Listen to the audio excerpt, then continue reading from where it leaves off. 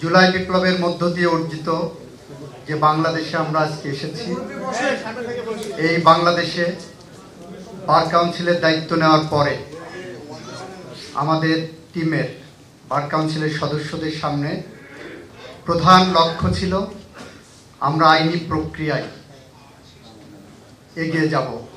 যে কারণে আপনারা লক্ষ্য করেছেন বার কাউন্সিল তথাকথিত নির্বাচনের মধ্য দিয়ে যারা দখল করেছিলেন আমরা কিন্তু তাদেরকে বের করে দেইনি।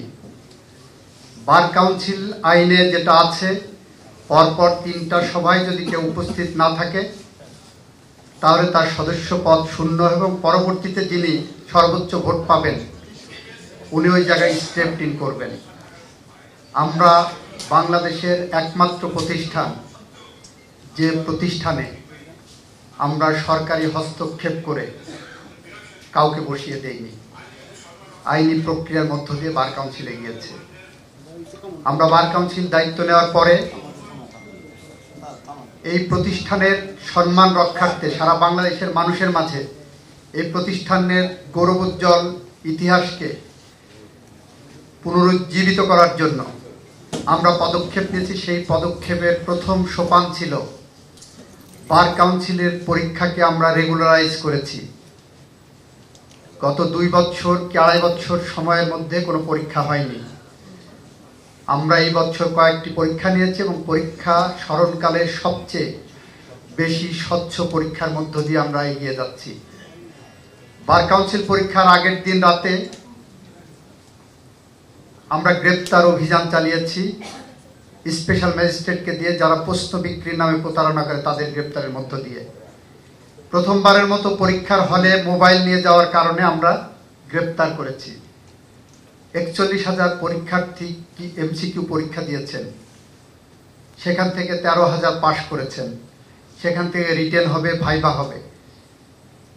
আমরা যেমন কোয়ালিটি চাচ্ছি, আমরা তেমন এমন একটি পরীক্ষা পদ্ধতির মধ্য দিয়ে যেতে চাচ্ছি যে পরীক্ষা পদ্ধতির মধ্য দিয়ে গেলে বাংলাদেশের আইনজীবীদের মান, সম্মান, ইজ্জত সমাজে পুনঃপ্রতিষ্ঠিত হবে। আমরা যারা আইনজীবীরা দেখেছি বিগত ফ্যাসিস্টদের আমলে আইনজীবীরা দিন-রাত পরিশ্রম করে রাজনৈতিক কর্মীদের, মানবাধিকার কর্মীদেরকে ডিফেন্ড করেছেন, পয়সা নেননি, পকেটের পয়সা দিয়ে অর্ডার বের করেছেন। কিন্তু যখন পার্টি অফিসে যাবেন তখন দেখবেন সারাদিন যে কর্মীটা সকালবেলা ঘুম থেকে উঠে পার্টি অফিসের সামনে চা খাচ্ছেন বা আড্ডা মারছেন পার্টি অফিসে, উনি এসে আপনার উপরে, আইনজীবীর উপরে নেতৃত্ব ফলাচ্ছেন। আমরা সেই অবস্থার পরিবর্তন চাই বলে আইনজীবী সমাজকে সামনের কাতারে এনে ঐক্যবদ্ধ করার চেষ্টা করছি। আমরা যে দলই করি না কেন, আমরা যে মতেই থাকি না কেন, যে পথেই থাকি না কেন, আমরা চাই আপনারা আপনার দলে আইনজীবী হিসাবে সর্বোচ্চ শিখরে, সর্বোচ্চ জায়গায় যাতে অধিষ্ঠিত হন, সেরকম একটি আইনজীবী পরিবেশ চাই। এই পরিবেশ নিশ্চিত করতে গেলে আমাদেরকেও কিছু ভূমিকা রাখতে হবে। তার প্রথম ভূমিকা হলো দুর্নীতির বিরুদ্ধে, অন্যায়ের বিরুদ্ধে। আমাদের উইদিন কমিউনিটি যদি কেউ অপরাধ করে থাকে তাদের বিরুদ্ধে আমাদের সোচ্চার হতে হবে। যদি আমরা সেটা পারি, আমরা শ্রদ্ধাবোধ ফিরিয়ে আনতে পারবো, আমরা আগামী বাংলাদেশে নেতৃত্ব দিতে পারবো।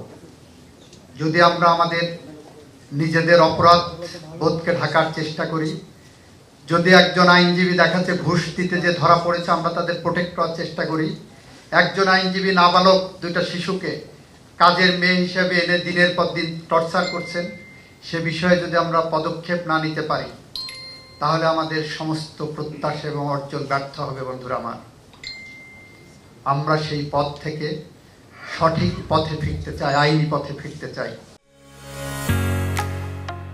ঢালাইয়ের সেরা প্রিমিয়ার সিমেন্ট।